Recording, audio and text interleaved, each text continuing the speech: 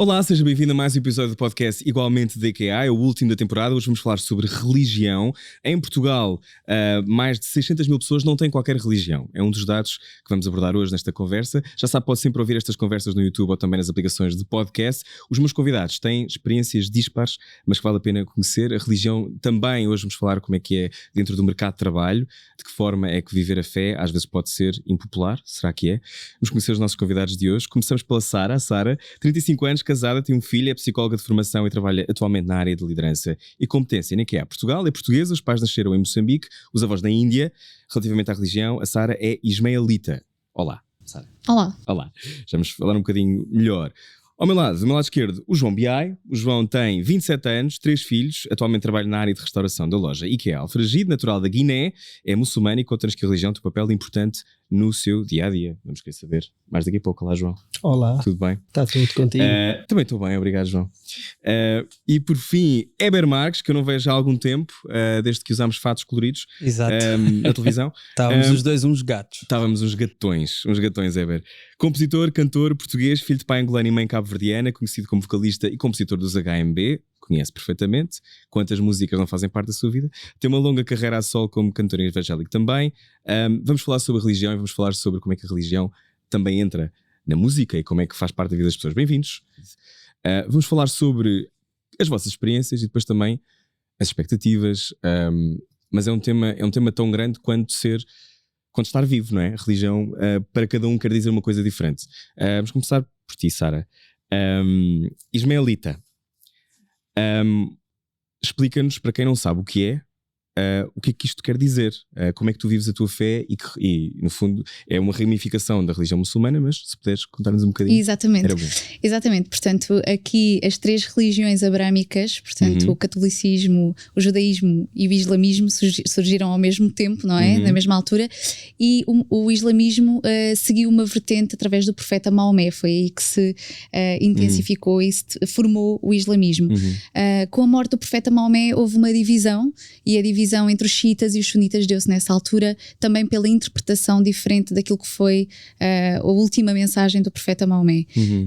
E portanto aqui depois o João pode complementar esta informação, mas no fundo os ismaelitas são uma ramificação dentro do grupo xiita, e em que no fundo se continuou a ter um guia espiritual presente e vivo até aos dias de hoje. Portanto estamos atualmente com o 49º imam, que é o nosso guia espiritual, que é o Aga Khan. Paredes cheias de quadros, não é? 49 pessoas, 49, são muitos quadros. Pois, exato. Substituímos, portanto, Okay. acaba por ser exato. E depois do Maomé, então, no fundo, deixou de existir um profeta e, portanto, uma pessoa escolhida por Deus para nos guiar, mas esse guia tem sido pelo filho do anterior imam. Portanto, é assim que tem acontecido. Ok. Até este 49º. Portanto, os teus pais já eram ismaelitas? Sim. Ok.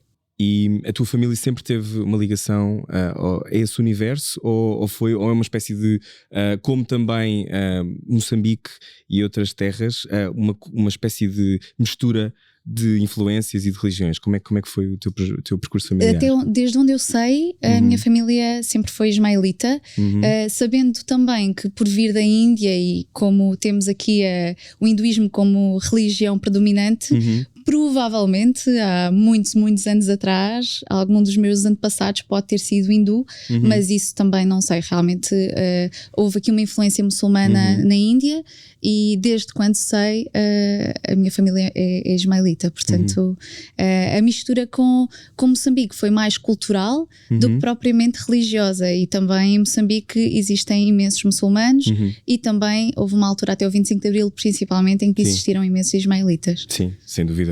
Já vamos falar um bocadinho sobre Moçambique, que é também esse mosaico, às vezes também complexo e difícil de gerir e de ver. Olhando para os dados que eu tenho aqui, que são de 2011, portanto ainda não temos os dados dos censos mais recentes, mas em Portugal, em 2011, 7.281.887 portugueses eram católicos, portanto 81% da população.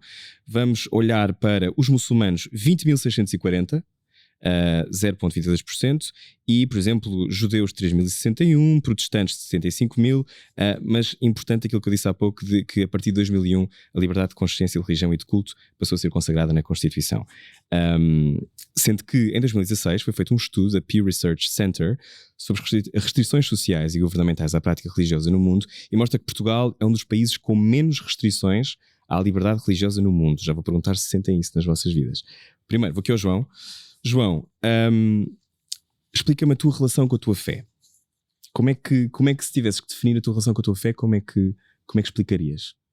É normal, para mim desde que eu me lembro, e desde miúdo, fui educado como muçulmano, como óbvio, e é uma coisa que foi crescendo naturalmente dentro de mim, e hoje em dia não sou nada sem a minha religião, é uma coisa que vivo dia a dia, tento sempre cumprir consoante a regra da religião, e é uma coisa que não dá para explicar, e mesmo só dentro do coração, e tento praticar. Quando pensas, neste caso, falamos aqui, tu fazes parte deste grupo de 20.000, acredito que sejam mais pessoas, eu acho que estes dados já não são completamente um reflexo de 2021 hoje em ou 2022. Hoje em dia eu acredito que há mais gente, não é? Sim, porque imagina em 2001 devia ter, sei lá, 15, 20 mesquitas, ou menos até. E hoje em dia, que eu tenho conhecimento, já existe mais de 50 mesquitas, por isso em Portugal as pessoas não têm tanta noção, mas que a realidade existe. Quando dizes que não és nada sem a tua religião, ou que a tua religião faz parte da tua vida, tens dúvidas pontualmente sobre a tua relação com Deus e com a tua religião, ou é uma coisa que para ti sempre foi muito clara, desde criança? Desde criança foi muito clara, porque cresci sempre com essa fé, e graças a Deus também estudei, e consoante ia estudando. Depois são coisas que acontecem na tua vida que não dá para explicar, consoante aquilo que tu aprendes, que aquilo que tu praticas, e isso cada vez mais dá-me mais aquela fé.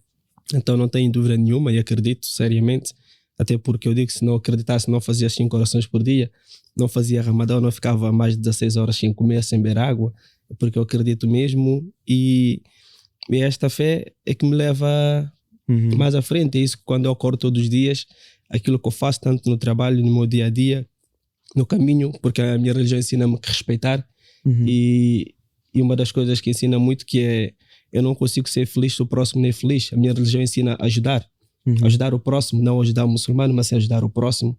E então isto para mim faz todo sentido da vida. Então enquadro com a minha pessoa e com aquilo que eu tento ser, ajudar sempre aquilo que eu puder e naquilo que sempre conseguir ajudar, e não tenho nenhuma dúvida em relação à minha religião. Ainda bem. 5 orações diárias. A tua primeira oração, que horas é que é? Porque assim, nós temos 5 orações diárias, temos horários fixos nas mesquitas, depois cada mesquita tem o seu horário, porque aquilo tem um período, cada oração tem um período que começa e termina.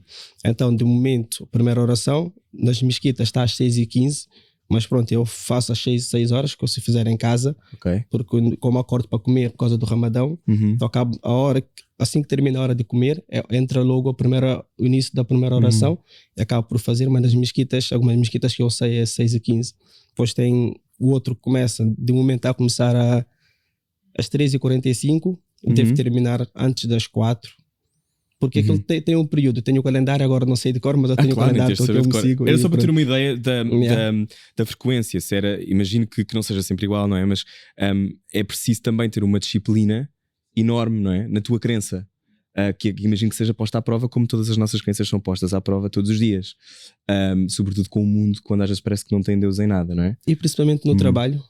No trabalho, que eu acho que é o maior desafio no trabalho, porque nós temos sempre a ideia de que se a gente pedir para rezar no trabalho, que o trabalho não vai aceitar, porque em Portugal ainda está muito afastado, acho que em termos de aceitação, principalmente da parte da religião, eu sinto muito isso, e muitas vezes temos aquele receio de se a gente pedir não vão deixar, ou os colegas podem levar a mal, ou os chefes não vão permitir, e acho que esse é o maior desafio, e no meu caso, por acaso, é graças a Deus, porque eu acredito que tu querendo, tu consegues. Apesar de pensar que a empresa pode não aceitar, que eu me lembro a primeira vez que eu fiz um pedido aqui, que nós temos sempre a fé, antes de pedir à pessoa, pedir a Deus. Porque se eu acredito que Deus é criador, então Deus conhece, sabe o coração de todos. Então a primeira vez que eu fiz aqui um pedido, que eu me lembro, acordei de madrugada, rezei e pedi a Deus, olha, vou falar com essa pessoa, dá a compreensão, que é que consiga perceber, etc. E E foi giro que eu falei e foi até hoje. Na IKEA sinto-me à vontade. Rezo na IKEA, não como, só como carne halal, que posso depois explicar o que é. E na IKEA não como carne. E meus colegas, por exemplo, na cozinha têm cuidado quando cozinham. Pois há espaço para dietas diferentes, não é? É isso mesmo. É isso mesmo. E então sinto-me em casa, sinto-me muçulmano, rezo na IKEA. Não como carne de porco na IKEA, meus colegas têm cuidado e então... Já tenho para aí 15 perguntas para te fazer, João. Okay. Mas já lá vou às perguntas todas. Tá bem. Mas já percebi então que achas que então não há assim tanta tolerância quanto isso em Portugal. Ainda é preciso fazer um grande caminho. Fazer muito. Nós como muçulmanos, eu sinto muito, porque eu estive, por exemplo, em França e em França posso comer em qualquer lado, restaurante, posso ir ao Lidl e encontrar carne e aqui não encontro, é muito difícil. É muito raro. Especificamente nas coisas que tu queres comer e que tens de comer. Já vamos aí. Vou agora falar com o Eber Marques. Eber, tens também esta relação tão límpida com Deus? Tenho, sim, senhora. Sim, senhor, né? Ou sim, senhora, tudo bem. Também pode ser. Eu respondo por qualquer nome. Tenho. A minha fé durante uma fase da minha vida foi uma coisa herdada. Porque os meus pais já eram cristãos evangélicos. Nós temos até uma máxima que gostamos de dizer na nossa comunidade, que eu cresci nos bancos da escola dominical. Mas mais tarde, a partir do momento em que tu vais desenvolvendo a tua consciência, e tu fizeste uma pergunta ao João há bocado sobre as dúvidas, eu tive dúvidas na minha fé, pus em causa a minha fé também, e depois, pondo em causa, percebi que afinal precisava dela e que aquilo fazia-me sentido. O que eu estava a pôr em casa eu precisava, e então foi aí que eu comecei a construir de uma forma mais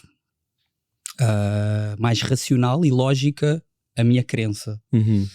E hoje em dia se calhar posso ter dúvidas, mas não tenho inquietações, que são coisas diferentes, né? Não tenho um desassossego em relação à minha fé. Não tens uma crise de fé, não é? Não tenho crises de fé neste momento, mas então, e faço as coisas com muito mais convicção, né? Ele estava a falar sobre o facto dele rezar. Nós dizemos orar, né? O meu orar é muito mais convicto, é mesmo com uma convicção de que me estão a ouvir e não só porque me ensinaram a fazer desta e desta maneira, com estas e estas palavras. E então tento levar a minha fé de uma forma bastante convicta no meu dia a dia. Só eu preciso de pontuar aqui uma questão que é para não me esquecer: a fé cristã não é inclusiva neste sentido. Ela diz-se ser a verdade, como a fé cristã diz-se ser a verdade, ou seja, tipo, não dá para o A e o B serem verdade em simultâneo ao mesmo tempo, né? Então nós, enquanto cristãos, acreditamos que Jesus é o Filho de Deus e que Ele é o caminho para a eternidade, né? E que a Bíblia é efetivamente o livro mais eficaz para nos reconectar e fazer a vontade de Deus, ou seja, viver aquilo que Ele preparou para nós.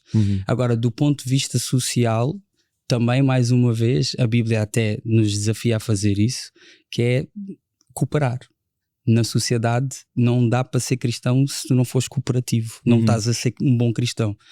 Por isso, então, do ponto de vista de fé e convicção, ela é muito absoluta, né? E rígida, mas do ponto de vista de viver em sociedade é muito abrangente. Nós acreditamos na liberdade e eu acho que não se deve mexer muito com a liberdade, porque é aquele guarda-chuva que estamos todos debaixo dela.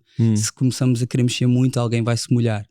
Então é assim que eu vivo, porque é assim que eu sou desafiado a viver também.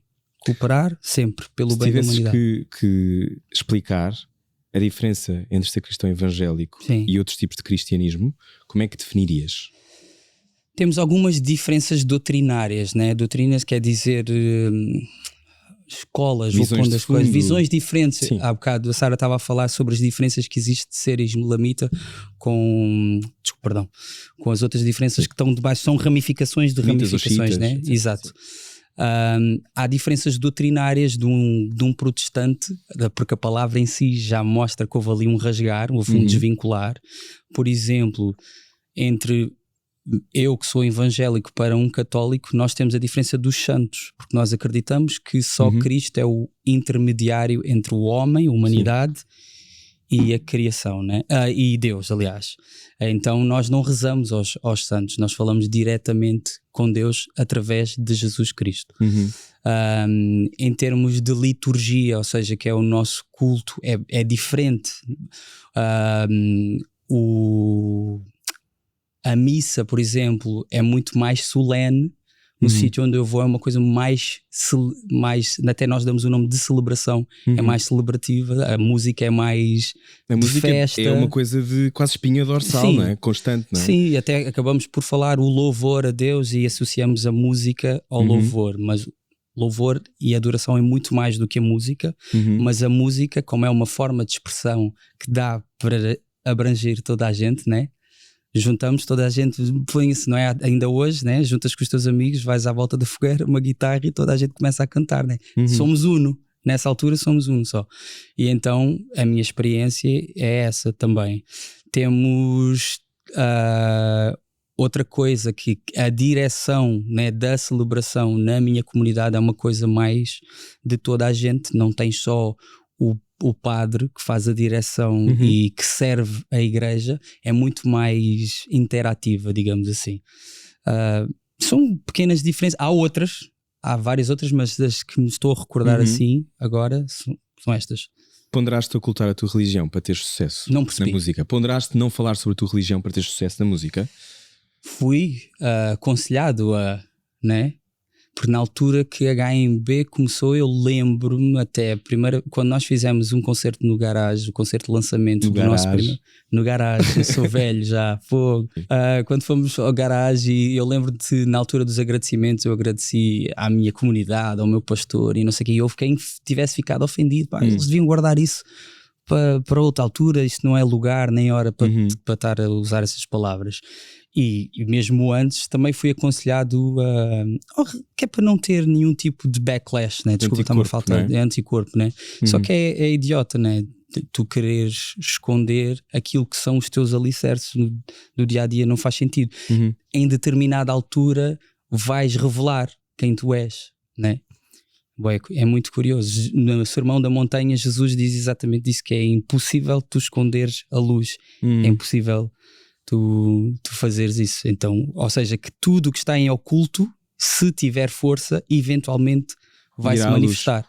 Exato. Sobretudo quando se canta, não é? Quando se canta revela-se muita coisa. Pois, porque é uma coisa tão transcendental, não é? Tipo, ao cantar parece que nós estamos a sair do limite da própria existência e as pessoas são tocadas. E tocas o coletivo, não é? E tocas o coletivo, né? E tocas a alma da pessoa, por isso é que dizemos quando a Amália cantava, tocava a minha alma, né?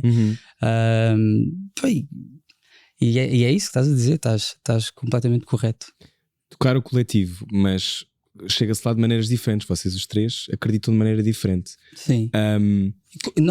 Nós acreditamos em coisas diferentes. Mas acreditam de maneira parecida, então? A fé é igual, porque até para tu seres ateu, né? E dizes, eu não acredito no nada, é uma convicção, né? Porque tu não consegues explicar com a tua lógica tudo ipsis verbis o que é que te fez chegar aos sítios e depois comprovar. Aliás, tu podes até explicar o que é que te fez chegar ao que chegaste, mas não tens como evidenciar. A mesma coisa para quem acredita que existe algo além de nós mesmos, né? Vida depois da morte, por exemplo. Exato. Né? Acho que o ser humano não consegue viver sem fé. É impossível. Queremos todas as mesmas coisas, Sara, no fundo. Eu acho que os valores são sempre muito idênticos e olhando para as diferentes religiões, no fundo a criação da comunidade é uma base, é um alicerce fundamental. E eu acho que sem contar com visões extremistas que depois podem existir em cada uma das origens diferentes religiosas, a verdade é que em termos de valores base de uma religião são muito idênticas. E eu lembro-me de estar na escola e na altura dos atentados do 11 de setembro dizer que era muçulmana era bastante perturbador. Ostracizante, não é? Exatamente. Sentiste isolada? Não, mas sentia muitos comentários paralelos por quando dizia que era muçulmana, evitava dizer que era muçulmana. O mundo mudou por completo nessa altura, não é? Exatamente. E nós passámos a viajar de maneira diferente e as pessoas que poderiam ter qualquer tipo de confissão dessa natureza muçulmana passaram a ser vistas de outra forma. Exato. E sentiste essa diferença de facto depois disso? Senti muita brincadeira à volta disso, com as bombas e os atentados, e tu, mas és muçulmana, isso significa o quê? Portanto, acho que também depende da idade, não é? Obviamente, e depois da curiosidade e da maturidade de cada pessoa. O que eu procurei fazer é sempre que existia a curiosidade, explicava. Mas sempre que não existia a curiosidade também não dava muita conversa. E acho que acima de tudo é isso. Portanto, o fomentar o respeito, quando o respeito também existe do outro lado, e aí sim dares essa continuidade e responderes, porque eu acho que até é interessante conheceres claro que sim. quando tens essa curiosidade. Acho que se fala pouco também, não é? Eu acho que nós estamos, como dizia há pouco, 81% dos portugueses são cristãos, e depois há várias maneiras de ser cristão, e obviamente que o catolicismo é aquele que tem mais força, por todas as razões todas que sabemos, não é? Mas é muito surpreendente como depois parece que nunca conhecemos pessoas diferentes, porque as pessoas também depois se calhar não falam sobre isso ou não se sentem à vontade. Falar sobre aquilo em que acreditamos é popular, Sara? Eu acho que depende muito de pessoa para pessoa, e também do receio de quem pergunta. O medo de ferir suscetibilidades acaba por muitas vezes evitar a pergunta quando tu até estás disponível para responder. Claro. E portanto depende muito tu medires até onde é que podes ir com uma determinada pessoa, quer quando fazes a pergunta, quer quando estás a dar a resposta. Portanto, eu acho que ser diferente felizmente está a ser cada vez mais popular, porque se calhar é uma forma de incluirmos, mas acho que também se todos formos mais receptivos a ouvir e a falar sobre os temas, se calhar eles vão começar a ser aceitos de forma natural e não ter que ser tema. Também estou num contexto agora, se calhar, muito mais inclusivo. Nem que há onde se pode fazer estas perguntas todas, não é? Exatamente. O poder falar disto de forma à vontade, ser um pouco o motor, porque também estou em recursos humanos, destes temas e de envolver todas as pessoas nos temas e também de quebrar preconceitos inconscientes que temos, acho que é o que fazemos no nosso dia-a-dia, acaba por me dar a minha indicação de que somos cada vez mais tolerantes. Mas não sei se estou enviesada por também estar num contexto que proporciona isso e que traz isso muito ao de cima.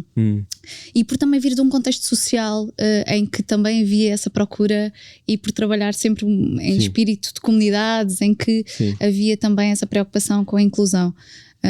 Mas eu acredito que sim, que há cada vez mais tolerância para pelo menos para se perceber o diferente, para se conhecer o diferente.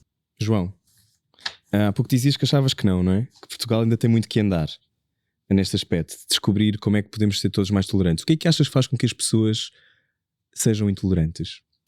Eu acho que, em primeiro lugar, as pessoas não têm conhecimento sobre tal. Que eu digo, a religião muçulmana, a maioria, próprio muçulmano não tem conhecimento tão profundo. Então, se o próprio muçulmano não tem, acho que quem não é muçulmano, então, muito mais ainda. Por isso que eu digo, de religião em tudo, que o mais importante mesmo é a gente respeitar. Não digo aceitar, porque eu posso não aceitar, mas respeitar. Eu sou uma pessoa que gosto muito de falar sobre a minha religião, não escondo. Qualquer lado que eu vou, a primeira coisa que eu digo é que sou muçulmano. E toda a gente... É a primeira coisa que dizes? Sim, porque as pessoas já... Porque eu gosto de falar, porque eu acho que falta muito. Por exemplo, estive em Braga, que eu percebi que as pessoas não tinham uma opinião sequer, não sabiam. Não sabiam muita, e graças calhou na altura de Covid, muitas vezes tinham mais aquele momento de falar e acabar por explicar aos meus colegas, e muitas das perguntas que faziam via-se mesmo, eles queriam saber, mas quando eu falava queriam sempre saber mais e mais, mas nunca tinham, ou só ouviam falar. Nunca tinham encontrado ninguém. Nunca. Pois. Ou só através de televisão, e outros nunca tinham ouvido falar sequer e nem sabiam o que era. E para mim foi engraçado e foi bom para mim poder falar sobre a minha religião para as pessoas, e toda a gente que me conhece sabe que eu sou muçulmano. Há zonas do mundo onde esta conversa não poderia acontecer, não é? São pessoas diferentes a ter uma conversa civilizada e aberta sobre a maneira como acreditam e na maneira... Eu acho que isso já revela muito sobre Portugal. Revela muito sobre Portugal, daí eu agora devolvo-te a mesma pergunta, que é, Eber, se achas que, e sobretudo com uma visibilidade pública, se as coisas estão melhores? Do ponto de vista de conversa e abertura. Da descoberta, da possibilidade das pessoas viverem de forma livre a sua fé, porque em determinados contextos... pode não ser entendido assim, mas a sensação que eu tenho, se calhar é uma sensação enviesada porque venho de um contexto católico, embora não seja católico e não me identifico com a fé católica, mas, por exemplo, até para apresentadores não é particularmente simpático que tu digas, em Portugal se fores católico tudo bem, fala sobre isso, mas política, religião, sexo são coisas que à partida não se deve falar muito. Eu acho o contrário, se deve falar sobre tudo. Mas pergunto-te se sentes também na tua volta se Portugal está melhor, ou seja, no fundo é isso que estavas a dizer, sem não é? dúvida, né? Claro. Tendo em conta que, por exemplo, não foi em Angola, mas não foi em Portugal, foi em Angola, mas na altura que o meu pai crescia ainda era uma colónia, né? Uhum. E, por exemplo, o meu pai queria jogar à bola e não podia jogar porque era visto como pecado, por exemplo. E então ele era gozado pelos outros colegas e chamavam-no São Mateus porque ele queria jogar a bola e não podia jogar porque supostamente não podia jogar a bola. Pá, coisas mezinhas que a malta inventa, né? Pá, e hoje em dia, e olhando agora para mim também, fala-se muito mais abertamente e há uma curiosidade latente e patente nas pessoas. As pessoas têm curiosidade, há uma abertura de conversar, até já acham, engraçado. Agora, eu sou sempre cético de saber se essa curiosidade não é meramente educação. Ou voyeurismo, não é? O voyeurismo pode não ser uma vontade verdadeira de te compreender, não é? Exato. Não é? Mas ainda assim já é positivo. Porque tenho irmãos meus em Cristo que são perseguidos, não é? Na China, por exemplo, que é dos países em que é mais difícil ser cristão mesmo, ou de outra religião qualquer, né? Tem que ter cultos debaixo, sei lá, em caves e nem consigo imaginar, sei de ouvir falar, mas nem consigo imaginar como é que é viver assim, não faço ideia. Rui, ia substituir, há pouco tu falaste da palavra tolerância e eu acho que enquanto utilizarmos a palavra tolerância... Eu também não gosto muito da palavra tolerância, mas estava a usar como aqui como a pensar que se calhar comum. É um erro de semântica para este assunto. Tolerância, eu acho que não é tolerância. É mais consciência, na verdade, claro. E conhecimento. Eu acho que quando começarmos a ir para esse caminho, se calhar sim, somos todos muito mais curiosos e com vontade de perceber e de aceitar, mas na verdade não é propriamente ser tolerante, porque aí implica que eu é que tenho que ser relativamente ao outro. Claro, exatamente. E estava aqui um bocadinho a refletir sobre, exatamente, Sim. sobre essa expressão. Quando enfrentamos a modernidade e lidamos com novas maneiras de se ser, por exemplo, ou novas maneiras de, sei lá, viver o amor ou viver em sociedade, e quando se tem fé de uma forma... estou a tentar usar a palavra certa, não quer dizer conservador porque não acho que seja, é aquela coisa de ser fiel ao texto sagrado, por exemplo. Convicto. Como é que depois às vezes se negociam determinadas existências? Por exemplo, por exemplo, a homossexualidade é, em certas religiões, completamente condenada. Mas alguém pode ser homossexual, não é? E pode querer pertencer a essa religião. Como é que se negociam? Eu estou a falar de homossexualidade, mas há muitas outras maneiras de ser. Ser convicto significa estar também às vezes em crise com o texto sagrado, consoante a realidade em que estamos. Não, alguém quer responder primeiro? Respondam todos. Ok. Então, a pessoa que se converte ao cristianismo, vou pôr as coisas desta maneira, o que nós transitamos as nossas dúvidas, aliás, deixa-me reformular a frase. Ou seja, as respostas para mim, para a minha existência, da maneira como eu me vejo e como eu me percebo, eu acredito, eu tenho convicção de que estão na Bíblia. Ou seja, se a Bíblia diz, é o cânon, se a Bíblia diz não é por aí, então eu posso continuar a ter as mesmas tensões. Mas se eu digo que eu acredito no que acredito, a Bíblia tem que ser a última palavra. É um martelo. Esta é a minha convicção. Agora, quer dizer que eu sou completamente resolvido? Não. Mas eu tento ser convicto e fiel àquilo que me predispus a ser fiel e convicto. Então fiz-me entender. Mas esse martelo exclui? Exatamente. Eu não estou a dizer só que o excluir, lá está. É o exclui. Só que são coisas escritas há 2000 anos ou mais, às vezes, certo, não é? Sim, é verdade. sem dúvida, são coisas escritas há 2000 anos. Podem que são heróis extraordinários, tanto o Corão como a Bíblia. E os heróis de antigamente são os vilões de hoje. E o mundo continua a girar. E ler Shakespeare é igual. Sim, claro. Exatamente, temos as mesmas ações, ou seja, o que eu digo até mesmo para a minha convicção, a Bíblia sobre Deus não revela tudo, mesmo sobre a natureza de quem Deus é. Se explicasse, então ele não era assim tão Deus, né?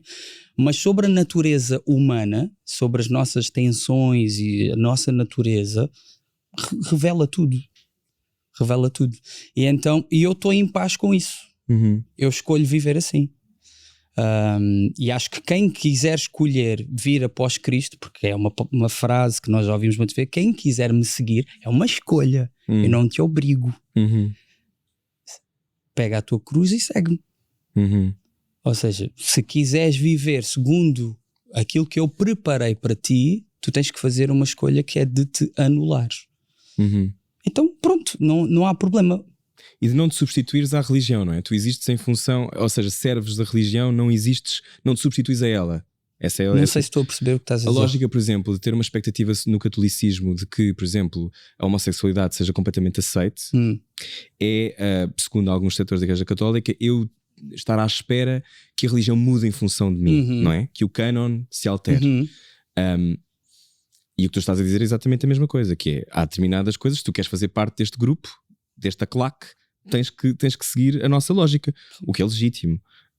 Portanto, no fundo era isso que eu estava a dizer, não te substituis, não é? Aquilo que tu és não te substitui ao texto sagrado. Sara, tens uma opinião parecida, diferente? Sim, eu estava a pensar que tenho aqui uma vantagem, porque tenho sim um livro sagrado, não é? Que é o Alcorão, mas depois tenho um interpretador ao momento, ou seja, vivo e presente e atual.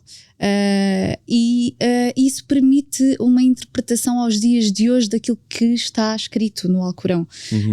E nesse aspecto consigo fazer uma relação clara com a minha vivência atual e aquilo que está realmente na base, na criação da religião. Isso facilita um pouco aquilo que é a integração na sociedade, e o próprio Aga Khan, o príncipe Aga Khan, tem isso como linha condutora, que é, por um lado, sim, a tua religião e a tua vida espiritual está na base de tudo, mas por outro lado vives em sociedade e deves também inserir-te numa sociedade, na sociedade em que tu te vives. Daquele tempo. Deste tempo e geograficamente, do sítio em que te encontras. E se as regras de uma determinada sociedade são definidas de uma determinada forma, tu deves segui-las também nesse contexto, no sítio em que estás. E portanto tens sim, claro, que há alguns rituais e algumas regras que são próprias da própria religião, mas depois tens também muita abertura para te integrares naquilo que é a tua sociedade. E nesse aspecto identifico-me muito também com aquilo que é a própria conduta do Aga Khan e daquilo que é aquilo que são os seus conselhos a esse nível. E portanto eu não sinto um limite muito claro de que algumas coisas devem ser exatamente assim e não podem ser de outra forma se estiverem noutro contexto. Sobretudo para uma mulher. Pode ser para uma mulher, aquilo que queres ser. Exatamente, sim. O empowerment feminino tem sido um dos temas que mais tem sido trabalhado nas fundações Aga Khan e na rede Aga Khan para o desenvolvimento. Portanto, a capacitação da mulher, das comunidades, independentemente da sua religião, da sua cultura, idade, etc. E sim, portanto, o papel da mulher também cada vez mais ativo naquilo que é a sociedade. Portanto, sim, consigo ver aqui uma transferência daquilo que estava no Alcorão com a atualidade. Acho que isso facilita. Não é igual em todos os países, não é? Como dizias. Exato. Éber, ias dizer? Queres Desculpa, ia dizer só que em quem se converte, qualquer pessoa que chega ao Evangelho de Cristo precisa mudar. Então a premissa é que assim como tu estás, tu não podes ficar. Por isso, independentemente de qual seja a tua bagagem, tu tens que mudar, tu és chamado à mudança. Por isso... Mas há coisas que são imutáveis, Éber. Então, vice-versa. Não, exato, se calhar, pois não podes fazer parte desse grupo, tens que ir para outro grupo qualquer. Não sei, sim. Não é? Lá tá. Ou seja, no fundo nem todos são bem-vindos, só se aquelas pessoas que estão... Não, esta ideia, não é... Mas é uma coisa, não estou a dizer que é o que tu estás a dizer ou que se diz em todas as religiões. Não ser bem-vindo quer dizer automaticamente que tipo, eu tenho uma... Tipo, tu estares aqui incomoda-me. E não é o caso. Não, mas é um amor com condicionalismo, não é? Um amor condicional. Não acho. Não? Não acho que seja um amor com condicionalismo. Eu amo-te, porque lá está, até porque Obrigado, aí eu vamos ter que desconstruir o que é amor. O que é amor? Vamos essa. O amor é assim, sabemos, não é? Pelo menos para mim. Mas o que é o amor? Agora não consigo. Consegues.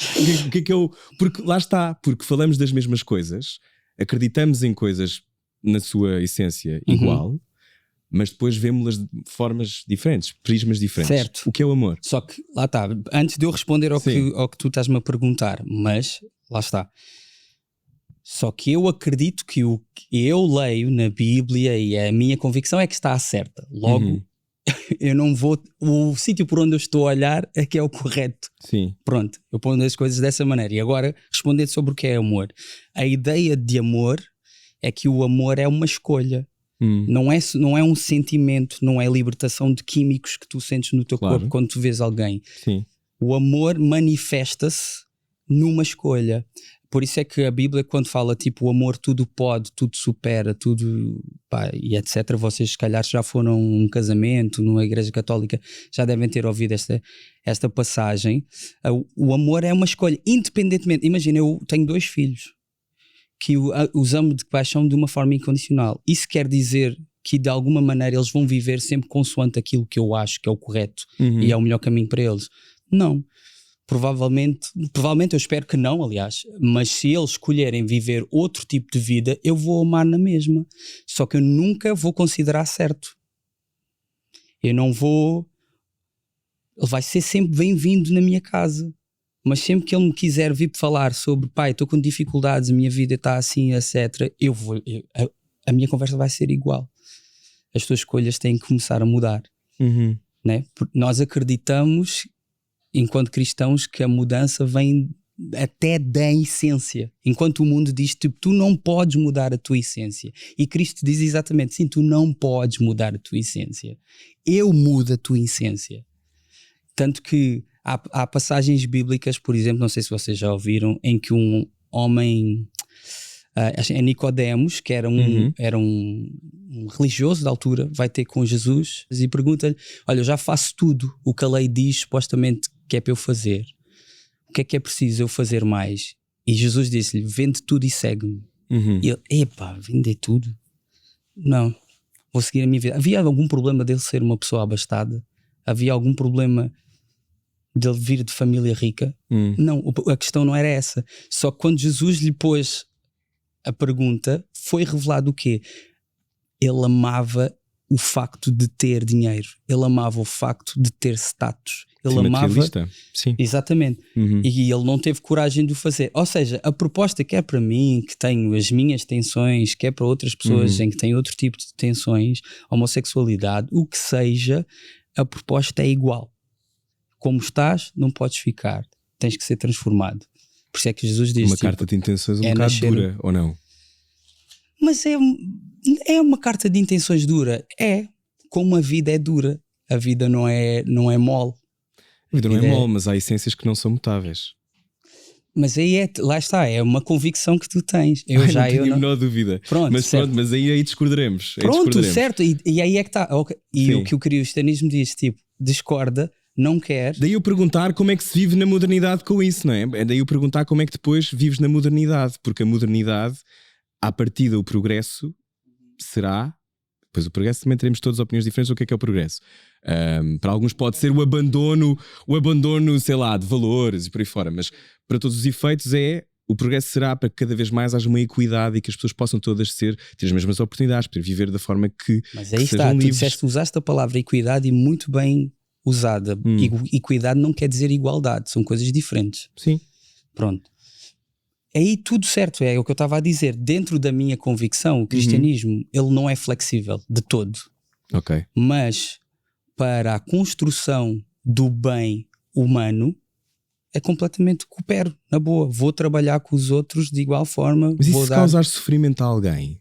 O que é que isso quer dizer de salvar?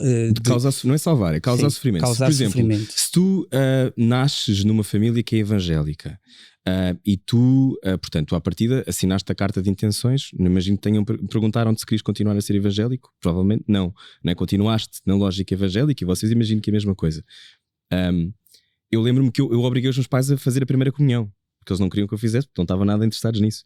Mas eu obriguei, porque eu acreditava piamente. E fiz esse percurso e depois eventualmente deixei de ter tanto interesse. Mas há um momento em que essa carta chega-te, não é? Carta de intenções. Nasceste, tens aquela carta de intenções. Há um momento em que tu podes sentir que aquilo não é o teu caminho, não é?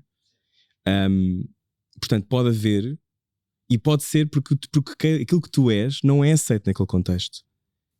Portanto, o amor não será... Aí é que está. A maneira como tu te percebes não é aceito naquele contexto. Eu faço essa diferença, porque a maneira como tu te percebes não quer dizer que é o que tu és. A Bíblia, quando diz que Deus criou o homem, criou puro, com uma consciência completamente pura. E esse é o homem ideal que eu acredito ser, que é o que a Bíblia fala. Pois. Porque, não quero monopolizar a conversa. Tua leitura, não, claro, como é óbvio, como deves imaginar, não concordo, mas é a tua leitura e vou respeitar. Certíssimo. É sobre isso que estamos aqui, não é? Para respeitar a opinião de cada um. Exato, eu acho que é um bocadinho isso. É exatamente esse o propósito de estarmos aqui, que as convicções vão ser diferentes e cada um tem as suas, e acima de tudo o importante aqui é ouvirmos, conseguirmos perceber como é que o outro pensa, porque se calhar também vamos aprender com isso, não é?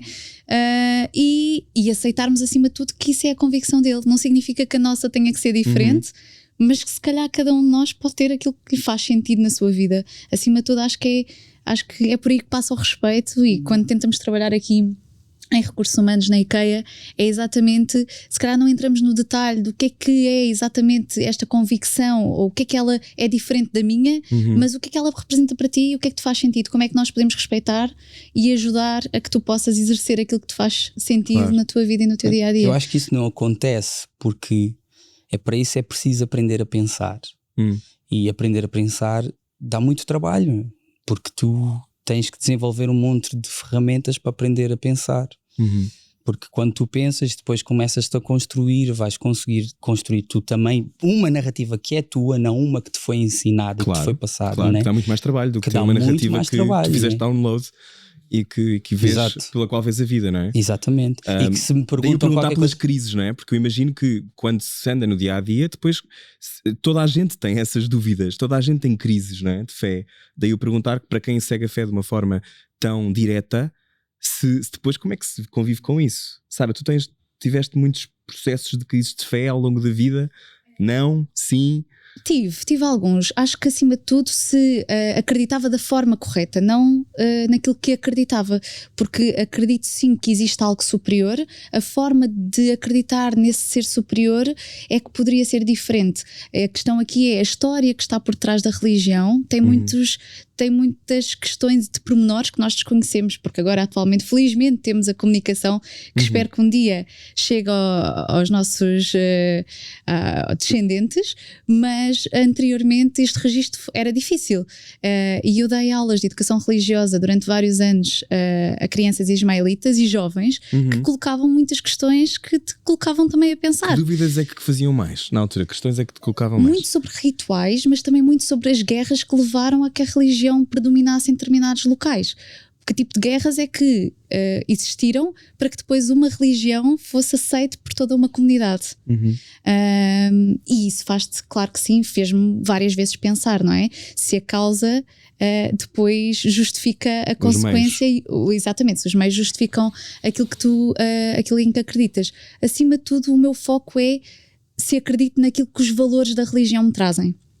E acima de tudo acreditar sim que existe algo superior. Se o nome dele é Allah, se o nome dele é Deus, se o nome dele é outra coisa qualquer, a mim não me interessa. O que me interessa realmente é que a fé ajuda-me em momentos de maior dificuldade a acreditar que existe algo ou que existe um destino, ou que eu posso sim ter um impacto, e eu acredito que tenho um papel nesse destino, mas acredito também que as coisas têm que ser porque se calhar têm que ser, e portanto tenho aqui esse misto sim, e de acreditar que as coisas acontecem por um motivo. E portanto, se os valores com os quais me identifico numa religião me fazem sentido no meu dia-a-dia, então eu continuo a fazer parte dessa religião. Acima de tudo é isso. Eu acho que todos os jovens ismaelitas tiveram em algum momento essa dúvida se era realmente a forma, se realmente o tipo de conflitos que há para enaltecer uma religião são realmente os corretos e até mesmo se os rituais são corretos, se a contribuição, por exemplo, de uma determinada percentagem do teu salário, ou se dás um valor monetário à própria igreja, etc. Acho que tudo isso é muito questionável pelos jovens em determinada altura, e eu também passei por essa fase. Como é que se ultrapassa isso? Eu acho que tens que é exatamente esse foco nos valores que eu dizia. Portanto, eu acho que se tu acreditares... Prós e contras. Exato, portanto, e também acho que conhecer as outras religiões ajuda, porque se tu perceberes que o caminho que tu estás a fazer na tua religião, se ela é benéfica para ti, e se o caminho que tu estás a fazer na tua religião e se o guia em que tu confias te faz sentido em termos daquilo que também que são as orientações, então acho que faz sentido tu continuares a praticar e no teu dia-a-dia ter isso integrado até na tua maneira de ser. Se tu achares que não faz sentido, eu acho que sim, aí há um afastamento e conheço vários casos de afastamentos exatamente por esse motivo. João, já não falamos há muito tempo. Eu estava a ouvir e a aprender, olha. Quando ouves todas estas questões, o que é que sentes? Quando, por exemplo, falamos sobre, por exemplo, alguma inflexibilidade de uma religião perante algum determinado grupo ou uma determinada questão, como é que tu digeres isso? Vou só responder à pergunta anterior do mundo de hoje, como a pessoa se enquadra na sociedade hoje em dia. Por exemplo, a religião muçulmana é uma religião simples, que as pessoas pensam que é complexa, mas é simples. Dou um exemplo muito... Agora, quando houve... Na altura que fechou-se tudo, as mesquitas, igrejas, etc. E a ordem que nós tivemos muçulmanos, que todas as mesquitas tinham que fechar. Por quê? Porque nós estamos num país, né, que não é país muçulmano, mas que diz que tu tem que fechar, nós temos que respeitar. Claramente com as pessoas, a mesquita não pode fechar, nunca pode fechar, é casa de Deus, tem que estar sempre a rezar todos os dias, mas não. Então, o fato de ser muçulmano ensina-nos a respeitar. Onde a gente for, nós temos que adaptar aquela, ou seja, a sociedade ou o país ou o sítio onde a gente se vê inserido. Isso não muda aquilo que nós somos. Por exemplo, na IKEA, eu posso não rezar a hora exata que tenho que rezar na mesquita, mas não estou na mesquita na IKEA, mas eu rezo durante aquele período que eu tenho que rezar, ou seja, acabo por rezar. Não quer dizer que tenho que ir às 2 horas, mas às 2h20 ou às 3 horas vou rezar. Ou seja, e a nossa religião ensina-nos a respeitar. E até ensina-nos também a gente conhecer as outras religiões, porque se eu não conhecer, eu não posso nunca chegar e ter uma conversa contigo e conseguir ter uma conversa. Se eu não sei nada, como é que eu vou chegar e dizer, olha, a minha religião que é verdadeira, é tu isto e aquilo, se eu não tenho conhecimento de outra religião. Então a minha religião muçulmana ensina-nos sempre a respeitar a outra religião. O fato do outro ser muçulmano, ser católico ou ser o que quer que seja, nós respeitar. Por isso que eu uso muitas vezes a palavra respeitar, porque acho que é isso mesmo, é respeitar. E então, ou seja, nós, o fato de estar aqui, por exemplo, na Guiné, com aquela tu passas, tem mesquita aqui, tem ali, e aqui não é o mesmo. E, por exemplo, lá tu vês uma pessoa que não é muçulmano vestir roupa de muçulmano, aqui não é o mesmo. Então, por exemplo, eu na Guiné sinto-me em casa, e em Portugal já é diferente, e eu tenho que respeitar. Não quer dizer o fato de eu sair de um país onde tudo é normal, como muçulmano, chegar aqui, não, aqui tem que ser como lá, não. Então não sei se me fiz entender. Fizeste, claro. Claro, é perceber o contexto em que estás, não é? E não ter a expectativa. Como é que vocês entendem as pessoas que não têm religião? Que não têm uma relação com a fé? Sara, quando pensas, não estou a dizer, não é numa lógica de julgamento, mas como é que há muitas pessoas hoje em dia, cada vez mais pessoas completamente divorciadas de qualquer tipo de religião ou de espiritualidade. Também há um regresso a espiritualidades até mais antigas e que não fazem parte destas religiões monoteístas até. Mas como é que vês, por exemplo, quem tem uma distância da fé? Eu consigo aceitar isso tranquilamente, por acaso. Aliás, como disse, em alguns momentos eu própria questionei algumas coisas. Portanto, eu acho que acima de tudo a religião tem que nos trazer o nosso bem-estar. O nosso bem-estar deve ser promovido se nós tivermos uma religião, se acreditarmos nisso e se estivermos confortáveis com aquilo em que acreditamos e se isso nos trouxer no final do dia, se nos proporcionar esse bem-estar. Portanto, passa a redundância. E portanto, se algumas pessoas não precisam dessa fé, pelo menos nesse formato organizado, para que estejam bem, para mim é totalmente aceitável, porque eventualmente agora há outras correntes de meditação, de mindfulness e de outras práticas diárias que podem não estar organizadas em formato de religião, mas que podem ajudar o bem-estar e promover o bem-estar da pessoa. São um ato criativo de alguma ligação ao divino, não é? Exato. E portanto não significa que as pessoas não acreditem necessariamente em Deus, se calhar não acreditam em Deus naquele formato, ou se calhar não acreditam e têm outras formas de organizar a sua vida espiritual e física. Portanto, acho que aqui, acima de tudo, para mim a religião é uma fonte clara de estar em paz comigo própria. E portanto, se isso me traz essa paz, para mim está ok. Se calhar se outras pessoas encontram a paz de outra maneira, também estará ok para elas. Sim. Tu és casada, não quero entrar muito na tua vida, mas seria possível casares com um ateu? Sim, seria. Portanto, alguém que não está na religião poderias ter uma Sim, relação. há vários casos assim. Os meus irmãos vivem essa situação, não são casados, mas vivem essa situação. Por acaso, e para a alegria da minha mãe, encontrei uma pessoa exatamente com a mesma origem e com as mesmas crenças, se calhar não tão praticante, uma determinada fase também, mas que conseguimos fazer um casamento não só civil, mas religioso também, o que foi interessante para a família, principalmente. Para nós seria exatamente o mesmo. Caso não tivesse sido. E sim, a maioria dos meus amigos neste momento não é casado com uma pessoa, amigos dentro da comunidade, não é casado dentro da comunidade. E portanto sim, isso acontece muito. Depois há situações de pessoas que se convertem à religião, porque acaba por acontecer naturalmente, e há outras situações em que não. E depois também dentro da comunidade tentamos ter um espaço para os não ismaelitas poderem também ter algumas atividades. Portanto, quando há algum tipo de cerimónia religiosa, tentamos ter um espaço para que as pessoas que não são da ismaelitas possam também ter ali um momento sim, de integração. Eber, como é que é no cristianismo evangélico? A pergunta é igual? A pergunta é igual. Podes repetir? A pergunta é se por exemplo, obviamente podes fazer o que quiseres, imagino, mas casar com alguém que não tenha a mesma fé é possível? Sim, por acaso a Bíblia aconselha-te a não fazer, por uma questão, obviamente, porque criação, família e etc, passar valores e etc, vai sempre ser um caminho mais sinuoso, né? Mas aconselha-te a não fazer, mas podes fazer. Podes fazer. E como é que entendes as pessoas que não têm qualquer fé? Que não têm uma ligação? Na boa? Na boa, tipo, porque não... Sentes que lhes falta alguma coisa? Que têm mais tendência para se perderem? Não fazes esse julgamento? Como é que vês? Assim, nós percebemos o mundo muito pela ótica à medida que nos vamos percebendo o mundo também, né? Então, se eu que nasci dentro e senti-me perdido a certa altura, depois efetivamente resgatei uma convicção muito mais enraizada, olho para mim, vejo que comigo foi assim, o mais natural é eu achar que com os outros vai ser a mesma coisa, vão passar pelas mesmas dúvidas. Do ponto de vista de cristão também que lê a palavra, sim, para mim, todo aquele que não crê em Cristo está cego, é como se estivesse a dormir e ainda não encontrou a verdade.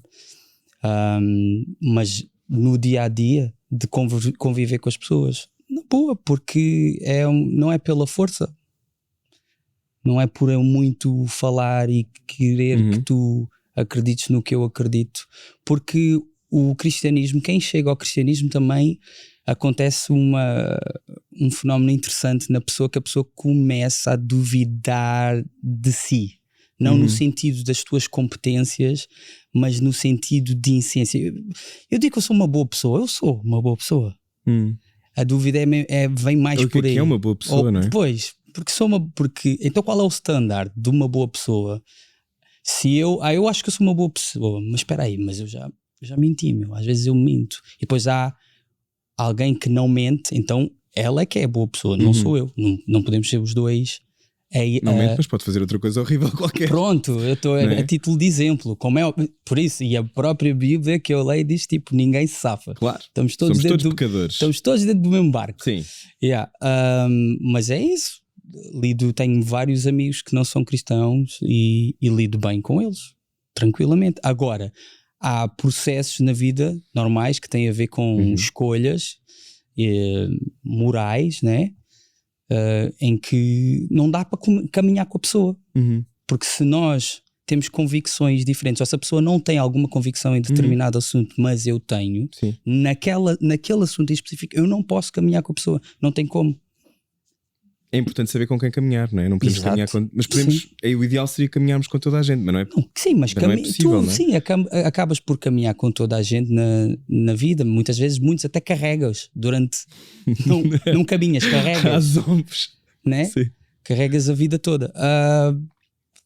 Mas é como tudo, não é? Tipo... Temos que ser sábios naquilo que é a minha experiência, ou eu ser cristão e ser alguém que lê a Bíblia, estuda a Bíblia. Não leio, eu estudo a Bíblia. Já li durante muito tempo, hoje em dia estudo a Bíblia, faz de mim uma pessoa mais sábia. Sentes igual, João, que no fundo a tua fé é também tua, é o teu caminho. Sim, porque foi como o Weber disse, a religião muçulmana aconselha a não casar um ateu. Aconselha, não obriga, aconselha, porque acho que a pessoa que toma essa opção, por exemplo, meus filhos, claramente eu ensino-os para ser muçulmano, e o resto todos os dias que eles sejam muçulmanos para o resto da vida deles, mas isso não quer dizer que vão ser mesmo, mas eu quero, porque eu estou a passar para eles aquilo que eu acredito, que eu acho que é bom para mim, e o que é bom para mim quero que seja também, que é bom também para eles. E então, por exemplo, o muçulmano aconselha a não casar um ateu, mas podes casar alguém que tenha fé em um único Deus. Não tem que ser muçulmano, mas podes casar alguém que tenha fé em um único Deus. E as pessoas que não têm fé, eu rezo, peço a Deus que os dê fé, que acreditem em Deus, porque eu acredito no correio, não é? É isso, eu peço a Deus que dê fé, porque eu acho que nem é o fato da pessoa não acreditar em Deus que me faz melhor do que essa pessoa, porque isto é tudo como acaba, não como começa. O fato da pessoa não acreditar em Deus não quer dizer que vai ao inferno. Eu posso acreditar em Deus e não sei como é que vai ser o meu fim. Eu posso acabar a fazer um pecado e a pessoa que não acredita em Deus pode acabar a fazer um bem. Então isso não quer dizer que o fato de ele não ter fé, de não acreditar em Deus, que eu sou melhor que essa pessoa. Quando ainda por cima, agora já estamos em junho, portanto já estamos nos meses mais à frente, mas assistimos mais uma vez, há sempre, não é? Muita carnificina e muita dor no mundo, e não há umas guerras que vemos mais do que outras. Esta é a guerra que nós vivemos mais agora na Ucrânia e obviamente uma guerra na Europa. Portanto, a nossa sensibilidade está muito mais, para quem mora em Portugal, está mais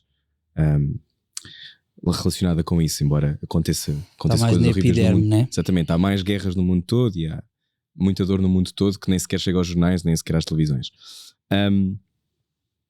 Como é que se muitos de nós que não temos acesso a um texto sagrado nos perguntamos onde é que está Deus, não é? Quando estas coisas acontecem. É uma pergunta clássica esta, mas eu acho que tem algum interesse fazer. Como é que, em virtude de vermos a carnificina nas nossas televisões e às vezes nas nossas vidas, como é que lidamos com estas coisas que são devastadoras? Onde é que procuramos a resposta, Sara? Sim, eu deparo-me muitas vezes com essa questão ainda, e a fé é uma crença, não é? O acreditar que as coisas acontecem realmente por algum motivo, uma razão, né? Por alguma razão. Para mim, que sou uma pessoa que sempre trabalhou na área social e com pessoas, é bastante desafiante esse momento em que me questiono sobre esse tipo de temas. Tendo a acreditar que há razões que nós nem conseguimos explicar, nem entender sobre tudo aquilo que Deus coloca no mundo, e portanto tendo a pensar que haverá razões que eu completamente desconheço e que me ultrapassam de uma maneira que eu não consigo sequer imaginar, mas se me custa e se questiono nesses momentos exatamente essa injustiça ou essa carnificina, como dizes, sim, coloco isso muito em causa, ou porque é que isso acontece a algumas pessoas, e eu acho que a fé é exatamente esse momento em que tu colocas isso em causa, mas ainda assim tendes a acreditar que haverá algo superior para que tudo aconteça. Parece haver a pergunta é onde é que está Deus, não é? Exato, Nestes momentos, é uma pergunta clássica nestas catástrofes. E eu coloco-a muitas vezes nessas situações, claro que sim.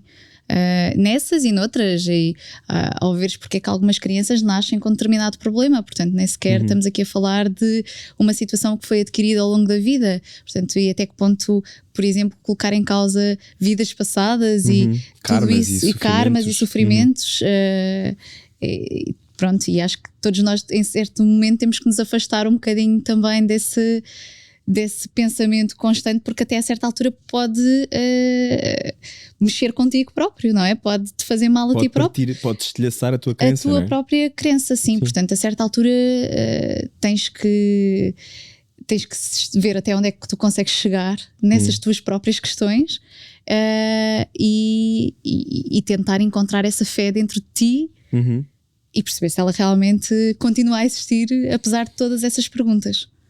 Tu, Weber, o que é que sentes em relação a isto?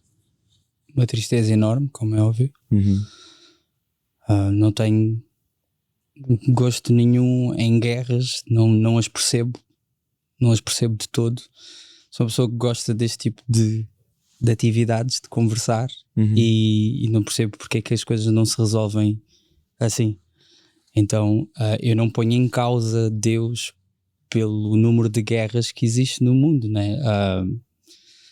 Nietzsche disse Deus está morto, e quando ele disse isso as pessoas acham que é uma espécie de provocação, mas na verdade se a pessoa lê o que ele quer dizer é a conclusão a qual ele chegou.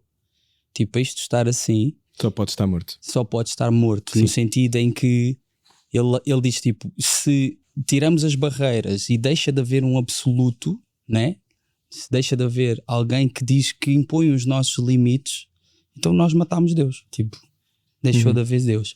E então isso para mim entra em concordância quando eu depois estou a ler a Bíblia e vejo que está escrito que Deus entregou o homem a si mesmo, tentou que ele andasse de uma maneira, ele não quis andar, então olha, vai ser conforme tu queres andar.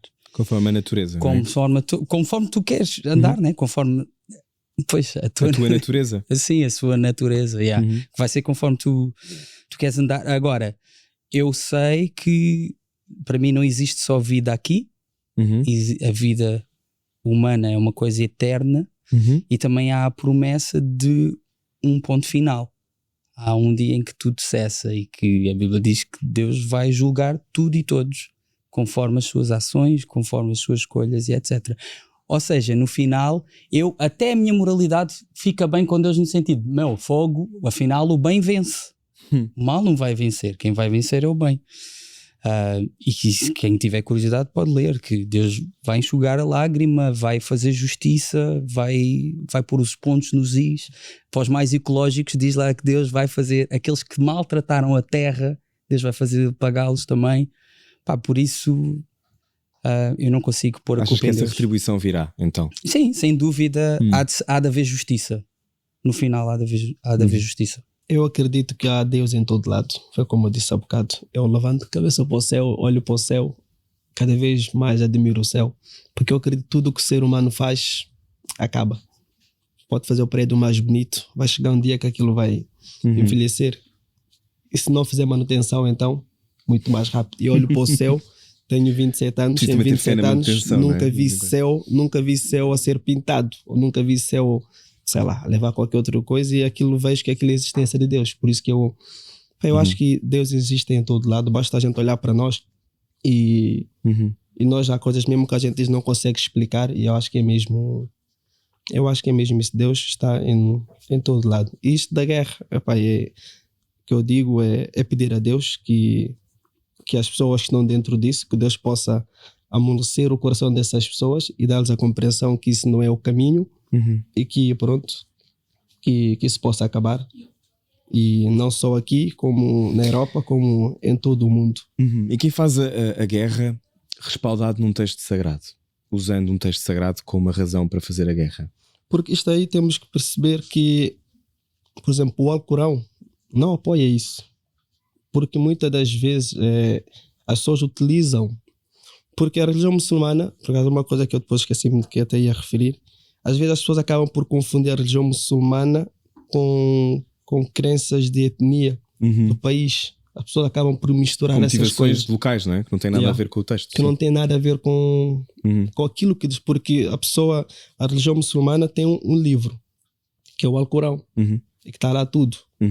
E por mais que a pessoa possa utilizar guerra, basta pessoas que compreendem o Alcorão perceber que isto não está no Alcorão. Então eu acho que parte de nós também perceber que essas pessoas estão a criar suas próprias guerras e estão a criar a sua religião, não a religião muçulmana. Porque Deus não diz para matar. Eu acho que não há, porque, ou seja, Deus criou e depois vai mandar matar, não faz sentido. Não faz sentido. É isso, por isso não vou para aí. Acho que essa pessoa criar a guerra e utilizar o nome, pode utilizar, mas eu que tenho mais ou menos, né, o conhecimento, não acredito que seja a religião. Porque qualquer pessoa que percebe um bocadinho de religião, percebe que a religião nunca apoia a guerra. Então, por isso que eu digo, muitas das vezes devemos informar mais antes da gente falar qualquer coisa que seja, ou antes da gente tirar qualquer tipo de relação, qualquer tipo de pensamentos, informar primeiro, depois a gente aí podemos falar alguma coisa ou tentar explicar. Sara, queres acrescentar alguma coisa? Não, concordo plenamente com aquilo que o João está a dizer, e pensava um bocadinho agora sobre o papel do homem, não é? Porque, como há pouco no início da conversa dizia, que acredito que nós também temos um poder de mudar alguma coisa, não é? Daquilo que é o nosso destino ou daquilo que é suposto acontecer, e portanto também a influência e o impacto do homem neste percurso, e portanto aí Deus ultrapassa esse patamar, não é? Deixou, com Adão e Eva, deixou a decisão ser feita também pelos homens, de como é que tu geres realmente a tua vida.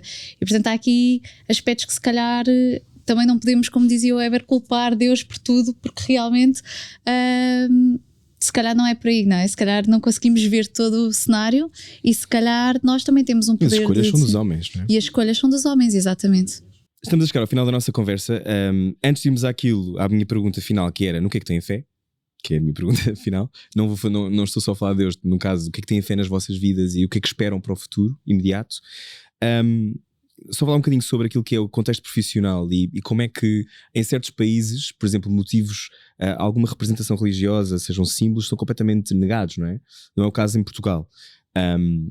Como é que, por exemplo, se pode viver de forma completamente livre a religião no mercado de trabalho, Sara? Acho que da mesma maneira como fazemos com todas as componentes da diversidade e inclusão sobre as quais temos falado nas últimas conversas de podcast, eu acho que aqui, relativamente à religião, não é uma exceção. A IKEA, em todos os aspectos, procura ser inclusiva, diversa e respeitar a diferença, seja ela qual for. E portanto, desde a fase do recrutamento, em que esse não é um tema, e eu acho que isso também é importante, não ser muito um tema. Aliás, não acho que não se pode sequer perguntar a confissão religiosa sim, em Portugal, não é? Nem sequer se pode fazer ilegal, isso, mas nem sequer é um tema mesmo relativamente à prática religiosa, que poderia ser um desafio depois de gerir no dia-a-dia, quer a nível de colaboradores, por exemplo, que trabalham na nossa área de food, como dizia o João, e que podem estar, por exemplo, numa situação jejuar e ter que mexer em comida, ou ter que mexer em alimentos concretos, e que depois pode ser um desafio, e portanto há aqui uma flexibilidade em termos de equipas também, de perceber. Acho que a consciência e o respeito pelo outro são tão prioritários que há uma preocupação em compreender essas nuances da convicção da pessoa, para tentar ser o mais respeitador possível e flexível possível para que isso possa acontecer, quer a nível da prática religiosa, como a reza, a oração, quer a nível desta questão da alimentação, quer nos nossos cabazes de Natal, por exemplo, em que procuramos saber com o colaborador o que é que são os alimentos que pode receber e o que é que não pode receber. E portanto ou se eu acho celebra o Natal? ou se celebra o Natal, propriamente, sim, claro. E portanto tentamos minimizar aquilo que sejam, tudo aquilo que sejam também os nossos hábitos mais católicos num país Claro. que tem essa predominância. Sim. Portanto, acho que acima de tudo o respeito, a inclusão, a preocupação para também existir o bem-estar, e com o programa dos refugiados isso tem acontecido ainda mais de forma mais visível nas unidades. E essa preocupação em ser também diverso e acreditar que a diversidade traz aprendizagem, traz criatividade e melhores resultados. E portanto, aproximação, não é? Aproximação Exato. entre todos. Então agora, para fechar o programa, Éber, no que é que tens fé? No que é que eu tenho fé?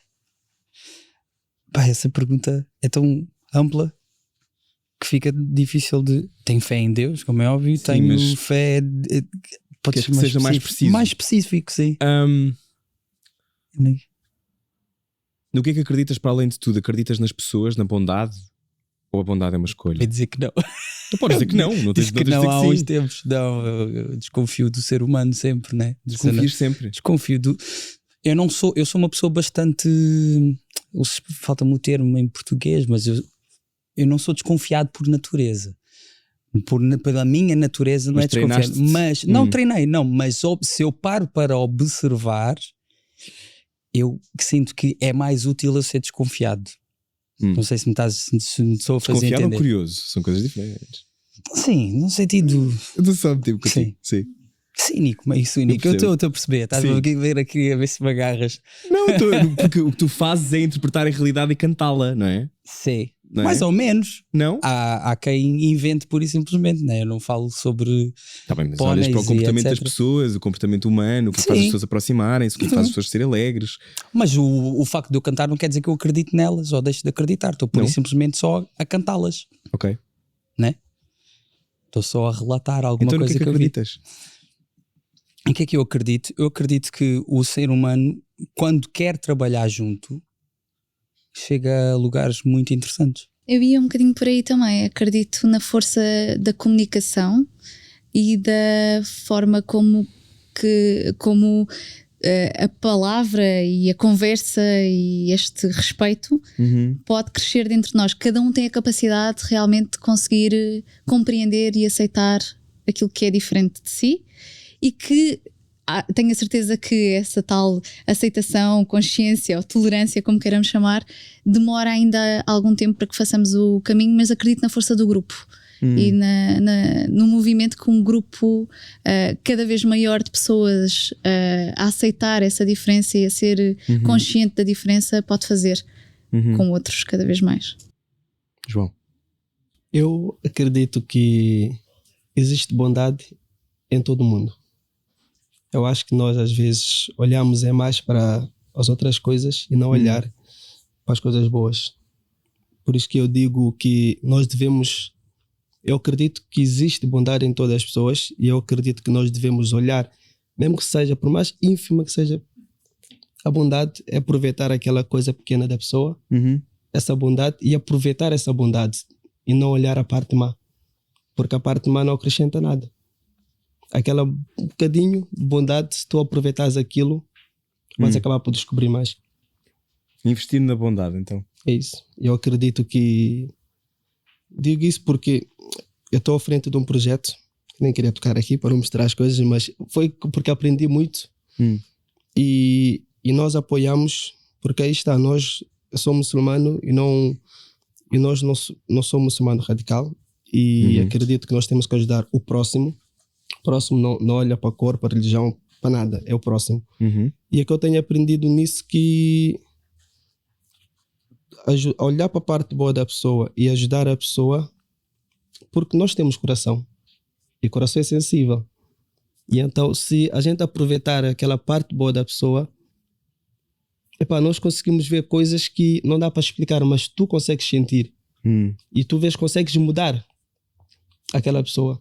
Eu senti muito isso no nosso projeto, pessoas com que nós tivemos, miúdos e até adultos, que tu ouves falar que é isto e aquilo, mas depois quando tu estás com aquele miúdo e fazes algo, tu consegues perceber que realmente, se ele é assim, por alguma razão é. Por que é que tu não tentas aproveitar aquela parte boa e mostrar-lhe estimular aquilo, puxar por aquilo. Então eu acredito que existe bondade em todo mundo. Muito bem. E eu acredito que é possível conversar com qualquer pessoa. Portanto, acho que esse é o meu. Acho que é possível partir pão com todas as pessoas. E acho que quanto mais nós percebermos isto, mais hipóteses temos de sobreviver enquanto espécie. Mas isso é outra questão para outra temporada do podcast igualmente IKEA. Obrigado a todos por terem conversado, obrigado por terem contado as vossas experiências e por terem falado. É um tema sempre, sabemos ao longo da história a quantidade de sangue que já se derramou só por tocarmos ao de leve em algum destes temas, portanto muito obrigado por todos terem estado abertos a conversar. Nós voltaremos, quem sabe um dia, com mais uma temporada do podcast igualmente IKEA. Já sabe, pode ver todos os episódios no YouTube ou então nas aplicações de podcast. Adeus, tenham um ótimo verão.